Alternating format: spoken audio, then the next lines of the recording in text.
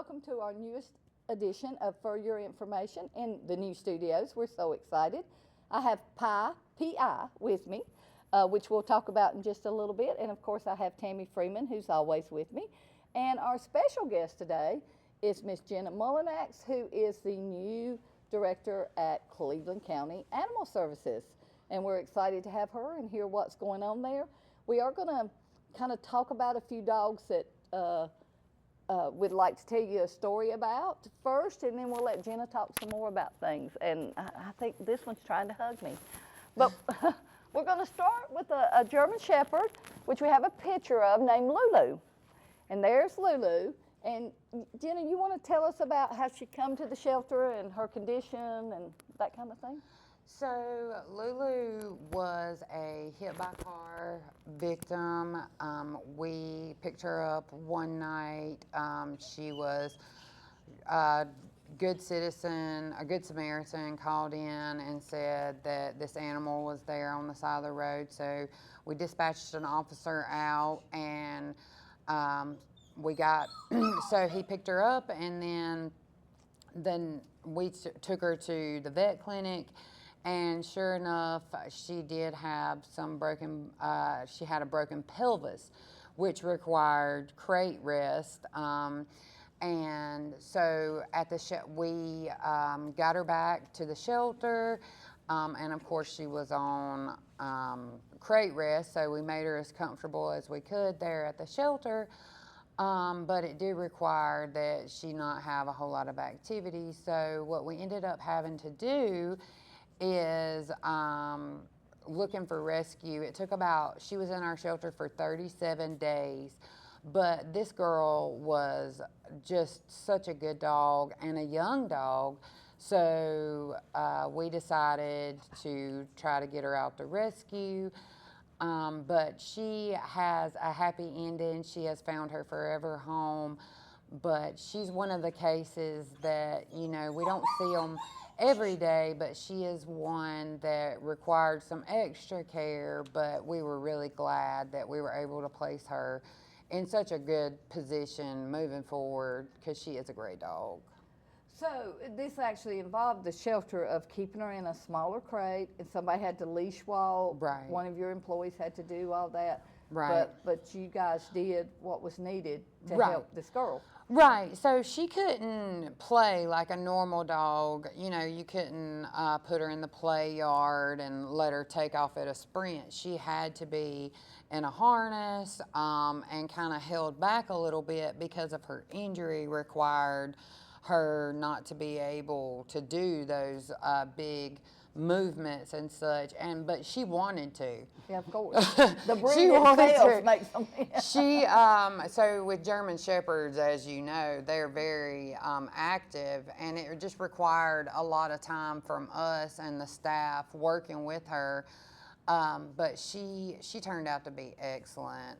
She's an excellent dog, very, very good natured. Even as a puppy, she learned very quickly, and it was a case that we were able to work with our partners and put her in a good position. Yeah, and that's I guess to prove another myth about shelters, not just in Cleveland County. Hey, baby, you want to go see her for a minute? We have a lively three-legged puppy here. But another myth about, people think a dog comes in injured automatically is a death sentence. But here's a perfect example of a shelter that going above and beyond. Yeah, and provided for, really or well, I shouldn't just say that, or, it's like find a place for it to go now. And when you couldn't immediately find a place, you still did what was right by the dog. Right. Well, and she was such a good candidate for adoption, I think looking past the fact that she had an injury and really going on a case-by-case basis, really getting to know the dog and what kind of environment is suitable for this animal, because I think that it's important that we take into account the breed, the activity level, the things that they're able to do. Yeah. Obviously we wanted to put her in a home or in a position where people were going to recognize what her need was and meet it. And she actually, her adopter had 2 German Shepherds. One had just recently passed away, a few months past, had passed, and she was looking for another one. So it really, the timing and everything turned out great for Lulu all the way around. Right. It was a perfect place for her because they already knew the need. They already were familiar with the breed and activity level, so it wasn't a big deal for them. And I think she's pretty much 100% recovered. Yeah, she's, from what last I heard too, she was doing really good. Yeah. And so, as usual, I sometimes forget things. And I meant to ask you when we first introduced you, you are a Cleveland County native, but Right. For those that don't know you or are going, who is this woman? You want to give us a little of your background before coming to the Animal Services? Right. So, well, as far as my education is concerned, I went to the University of South Carolina where I got my bachelor's in experimental psychology with an emphasis in behavior. So I'm very in tune to animal behavior and people behavior as well. But I started my career in animal services with York County Animal Services as an officer, and I did 9 years there as an officer, and then I was promoted to the chief animal control officer.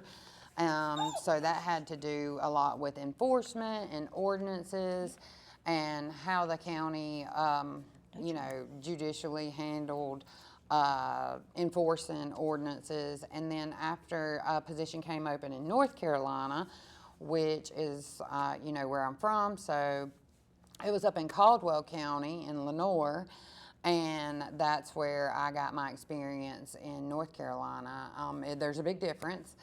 And so I was there for a couple years, and then I was in Rutherford County for a little while, and then the position came open in Cleveland, and I enjoyed working in other places, but here in Cleveland County, it's different because it's closer to home. I'm a stakeholder here because this is the community that I live in, and I think that's important. Creating the best possible resource that we can for the citizens that are here, because it's about the animals, but it's also about the people. Yes.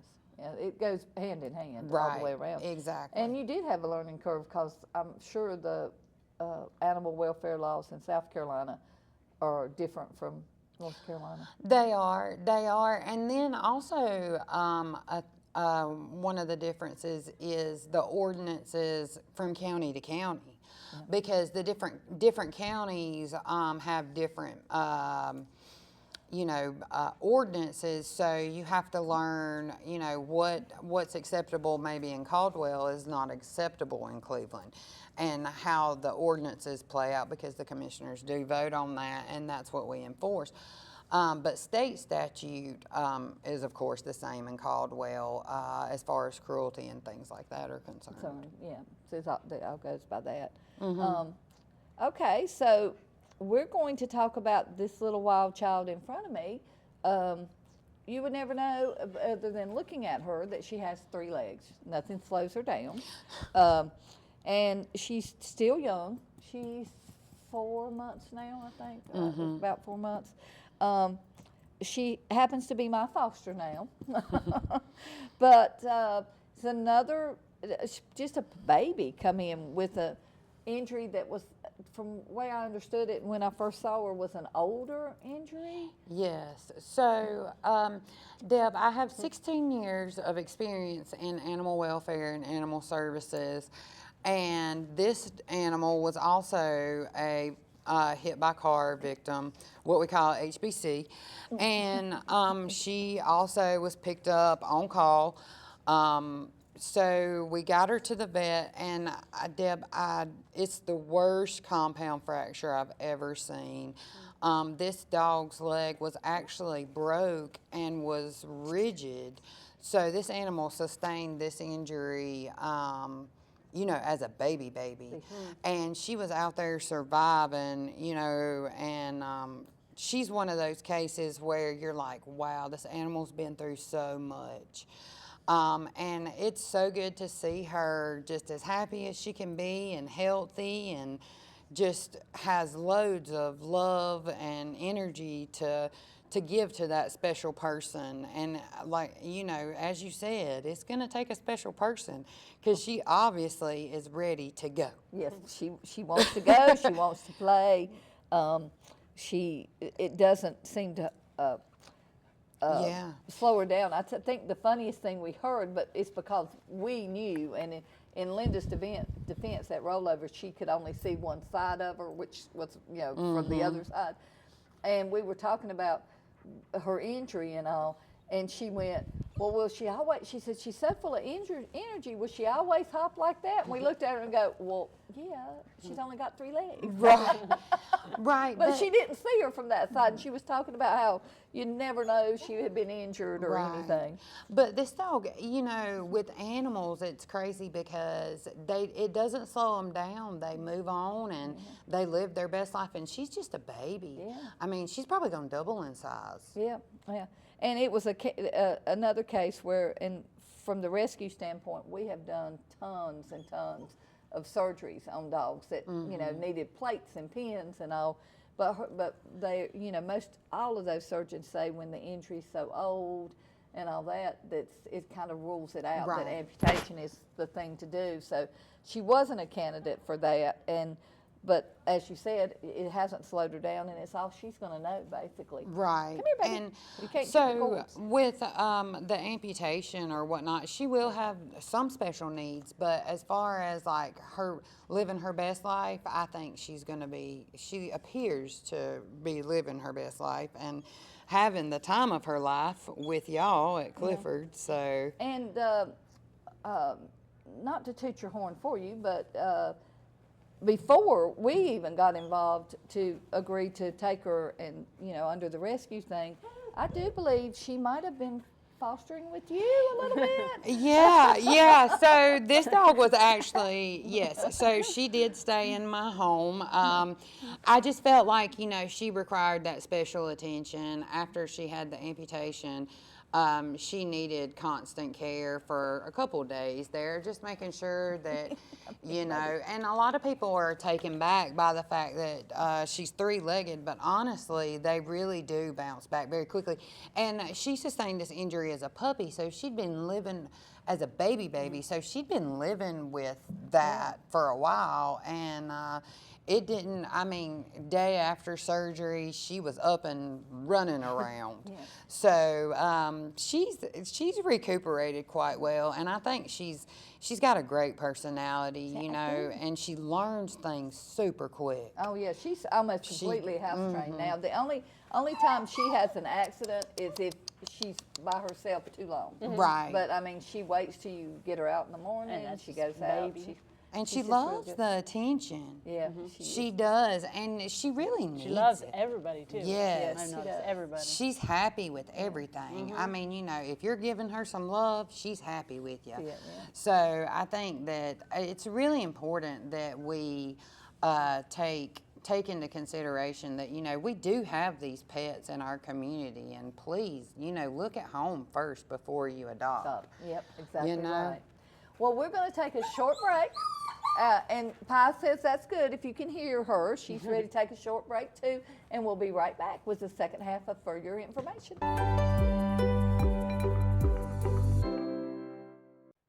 Education is our most powerful tool to improve and change our world. Hi, I'm Rhonda Benfield, your host for School Matters. Join me for a new program every other week with information from and about the students and staff of Cleveland County Schools. Discover what our schools are doing to challenge students and help them reach their full potential. You can catch us on Spectrum Cable Channel 19 or stream us live on c19.tv.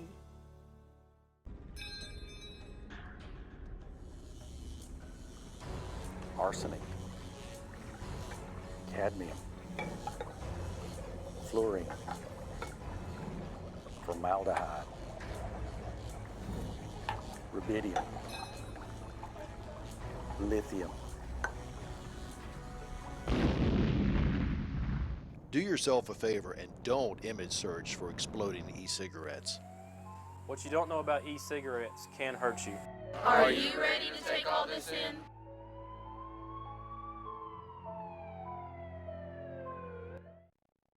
Cakes and cookies, toys and gifts, Christmas at your fingertips. It's the shopping event of the season, the Southern Christmas Show, November 13th through 23rd at the Park Expo and Conference Center. Experience Santa's workshop, brimming with timeless childhood delights, twinkling lights, and festive cheer. Buy tickets early and save at southernchristmasshow.com.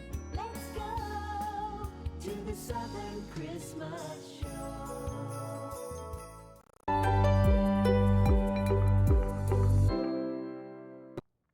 Welcome back to the second half of For Your Information. We're back with Jenna Mullinax, the director at Cleveland County Animal Services. And for, most of y'all know this, but Tammy is our vice president at the rescue, but she does a part-time job, which I don't know how she does it as much as she does part-time. But she is the Cleveland County cat coordinator? Community cat coordinator. Cat coordinator. Correct. And so, Jenna, do you want to expand on this program? Because I hear it's doing amazing. It's always been amazing, but I hear it's really off the chain this year. Well, we partner with SNP to do our community cat program, and Tammy is our primary employee who does that. We're almost, so here we are in the middle of October, and we've done almost 1,200 cats already. And so if you know anything about cats or Tammy's program, cats are prolific at reproduction, and you know, her program is monumental in our community to get the cat population manageable and keep them as healthy as possible. So I'll let Yeah. Tammy. For instance, you know, right now we're doing, I'm doing about 35 cats, you know, every week. Every week? Yeah, Well, and that's wonderful. SNP is a huge, you know, blessing for all that, because they are the ones that are really And accomplishing finally, this. local, Right. instead of Snip- having to drive all And they over are the place awesome to with get the them cats. done. They're Yeah. just so awesome. Right. I can't, you know, tell enough good things about SNP. Right. And so they're awesome. But and for instance, to break down the numbers, like we did 36 cats when last Thursday. 23 of them were females. If those 23 cats would have been pregnant or had gotten pregnant in the next 2 months, that's 92 basically kittens that we avoided having being born. You And know. this is an every It week prevented. thing that you're doing, Yes. you know. So I mean, 92 less kittens out there, you know, having to be rehomed or, you know, placed, or, you know, it makes a huge difference. Right. And people can contact us, and I do have a bit of a waiting list, and it is, you know, I'm trying to get to everybody I can. Right. It's But, you know, you just have to keep trying with me, and, Well, and I think- and I we will get think- them all done. And talking about SNP and Dr. Hildebrand, you Yes. know, that has made a huge difference because they're local. If you have a few extra, you can take them. Whereas when you were driving either Yes. up or down the road, according to which place you were going to, you didn't have that option. Plus, you had that time involved. Last year, I was only able to do 20 per year. And Yeah. now Dr. Hildebrand's like, yeah, bring them on. You Yeah. know, I'll do them. And it's hard work. I know it's hard work. And they'll do 35 a week for me. That's You know, great. I don't know if I'll be able to do that next year, but I may be worn out by then. But 35 a week is, I mean, just think of all the animals that we're preventing. You know, we talked about Pi and Lulu being hit by car victims. Yeah. And you just think of like the animals that we're saving that are not out there able to reproduce and get sick and get hit by a car. And SNP is right here, to Deb's point, local. Yep. They're right here on DeKalb. And they So- also, you can go to them with your feral. Right. And they will do them. I think they take a certain amount of feral cats every morning. Every Thursday. Every Thursday. Okay. And And they'll do them. It's like $50, I yeah, they're believe. competitive. Yes, it's a great price. It really is. Please spay and neuter your animals. Yeah, if we could get the public more on board, that would Right. help so And you much. can contact Right. them. You can call them or Do it it's- online. Right. You can That's set your really easy. appointment online. So And they also are now doing wellness Right. visits, which is low-cost vaccinations and heartworm tests, and you can get your heartworm preventative, and you can get your deworming. Yeah. It's like wellness stuff. Yeah. Right. So that's, And that's a lot cheaper option as well. Yeah. Right, and it's a good price, especially if you have feral cats that you Yeah. care about in your community that you're wanting to get. You know, it might not be your pet, but it's an animal that's hanging around your community. It's always good to have them as healthy as possible. and people do this all the time. I mean, I think most everybody's guilty of a cat shows up and you're not looking to have another cat, but it's in your yard, it's hungry, you feed it, and if you don't get it fixed before long, there's 3 or 4 cats, and then Right. there's Right. 10 cats, and then there's Yep. it goes 20. on and on. Yeah, it Because goes cats on can and on. have 2 to 3 litters per year. Yeah. Right. Normal is around 4 kittens per litter. Yeah. Right, that's 16, Tammy. Yeah. That's Our 16. math skills Yes. are good today. Right, so you might want that one cat that came along, but not 16 of its Correct. proteges. And now there's options locally. I mean, for the public, that's a very good thing to know, because while rescues and shelters used to put them in vans and take them places, some of the public may not can do that. So now we have a local SNP clinic here, which is doing great. Yeah. So that's awesome. And they are wonderful with the animals too. Oh, I yeah. mean, they are very good. I see it behind the scenes, and they are just really awesome at Yeah. handling the animals. The animals love them. So, because I hear that question all the time. How are and they? you know, how are they with the animals? And I say they're great Yeah. They really are. They're a great. and caring. That's what I was gonna say. They really are compassionate and caring about Yes. the animals, even ferals. Yes. Yeah. Oh, which absolutely. can be wild animals. Yes, Yeah, but they they can- are very compassionate with them. Right. Yes. Okay. So moving along here, tell us. I think you have some exciting news, Pi. Yes. So in animal welfare, I was speaking about how important it is to be a resource for the community and how it hits very close to home because I am from Cleveland County. So be looking shortly here in the next month or two. We're looking to expand our programs into pet retention programs and offer new resources for pet owners who may be wanting to surrender their animal.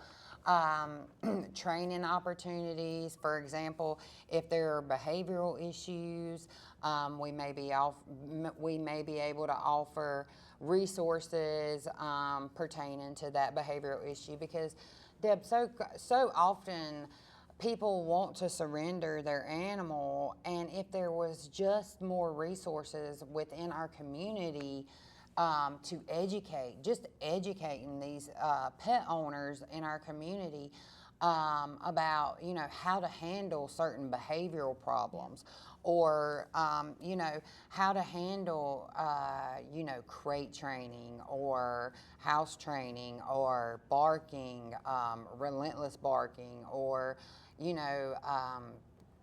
just the different behaviors and what the triggers are, and educating owners about how to take care of their animal.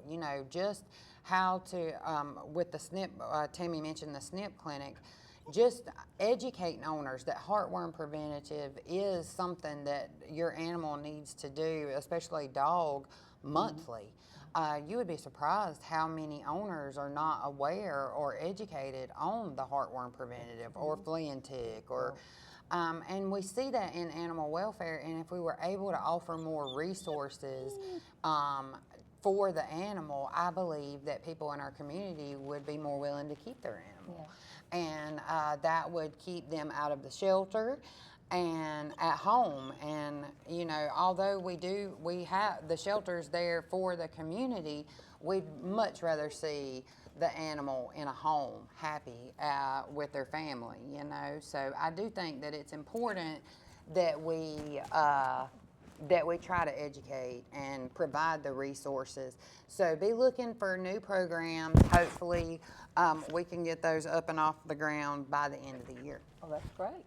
So we have a dog we're going to show some pictures of here, and he's been at the shelter how long? He's been at the shelter 87 days, and his name is Arlo. This is Arlo. He's a lab mix. He's 2 years old, we think. We never know how old they really are or what they've been through, but this is him, and he is a great dog. He is he's neutered, vaccinated, up to date on all his preventions. and ready to really find a new home and a new family that is, he's an active dog, so he'd love to go on hikes or walks, and he's been to several of our events, and we've just not had any luck with getting him placed, but his adoption fee has been waived, and so he's ready to make, he's ready for you to make him his best friend. He's a great dog. He's goes and fetches. He's crate trained. He is already housebroken. So Good I with think, people? yeah, he's good with people, good dogs? with other dogs, and he's good with cats too, Tammy.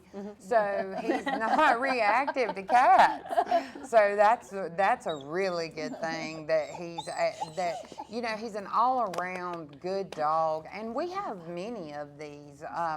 We have dogs that have been there 60, 70, 90 days that really we'd love to place them in a home, in a position where they can thrive, and that is always at home and not at the shelter. And you do hear people sometimes say, well, I don't, and I mean, well, I do know there's a lot of bully breeds coming in, and there's a lot of certain ones, but they'll go, well, I want this breed or that breed, and you're not going to find them at the shelter. I think I found every kind of breed there is at the shelter. Yes, we get all, so we're not limited on breeds. Of course, there are the pit bulls, the bully type breeds. Those are a pandemic, right? Everybody, there's a lot of those. But there's also shepherds, cattle dogs, chihuahuas, Yorkies. I'm just thinking of the kennel inventory from this morning, and there's several different kinds of dogs. I mean, we have all types, from very small to very big, from very old to very young, active, not so active. We have, please check with us, and we have something that can fit your pet need. And getting more and more doodle breeds too. Yeah, I mean, that does seem to be a breed that's coming in more. Come here, baby. And if you don't find something on your first visit, then come back again. We also have foster opportunities.